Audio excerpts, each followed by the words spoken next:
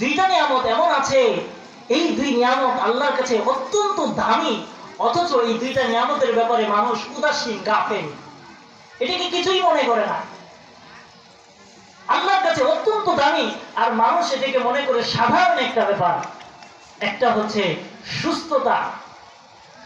সুস্থতা এটা আল্লাহ পাকের কাছে অত্যন্ত দামি একটা সম্পদ। বলে আজকে আমি সুস্থ আছি, কিন্তু এটা কাজে লাগাইতেছি না। বলে আমার দুইটা চোখ যখন বন্ধ হয়ে যাবে, অথবা আমি যখন অসুস্থ হয়ে যাব, বার্ধক্যে উপনীত হয়ে যাব, তখন বুঝে আসবে যে আমার এই সুস্থতার কত দাম ছিল। এই সুস্থতার কত দাম তখন বুঝে আসবে। মানুষ যখন সুস্থ থাকে সেটা বুঝে আসে না। অসুস্থ হলে তখন মনে করে, হায় আল্লাহ যদি আমার সুস্থ করতে, হয় 5 ওয়াক্ত নামাজ পড়তাম, সবসময় রোজা রাখতাম, সবসময় জিকির করতাম। আবার যখন সুস্থ হয় আবার আল্লাহকে ভুলে যায়। এই জন্য সুস্থতা অনেক বড় নিয়ামত। এই জন্য জলিল কদর একজন পয়গম্বর হযরত মুসা আলাইহিস সালাম, তাকে বলা হয় মুসা কালিমুল্লাহ। তিনি আল্লাহর সাথে সবচেয়ে বেশি কথা বলতেন। তো তিনি একবার আল্লাহর কাছে গেলেন। এটা আমি মুরব্বীদের থেকে শুনছি, কোনো হাদিসে পাইনি, তবে ঘটনা চমৎকার।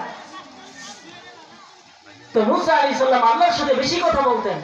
তো তিনি আল্লাহর দরবারে গেলেন, যে বললেন, ও পরওয়ারদিগার, আপনি যদি মুসা হইতেন আর আমি যদি আল্লাহ হইতাম, তাহলে আপনি মুসা হইয়া আমি আল্লাহর কাছে কি চাইতেন?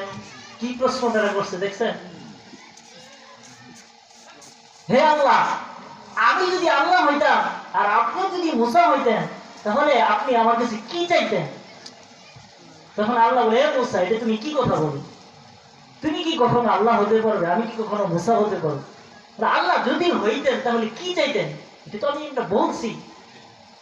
তখন আল্লাহ বললেন, হে মুসা, আমি যদি মুসা হইতাম আর তুমি যদি আল্লাহ হইতা, আমি মুসা হয়ে তুমি আল্লাহর কাছে সুস্থতার নিয়ামত চাইতাম।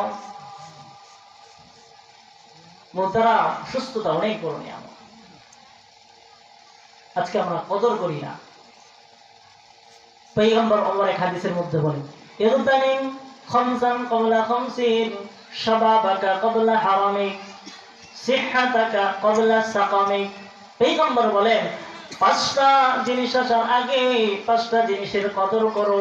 তার মধ্যে 1 নম্বর হলো, যখন তুমি যৌবনকাল থাকে, বার্ধক্য আসার আগে যৌবনকালের কদর করো। যখন তুমি সুস্থ থাকো, এই সুস্থতার কদর করো। যখন তুমি অসুস্থ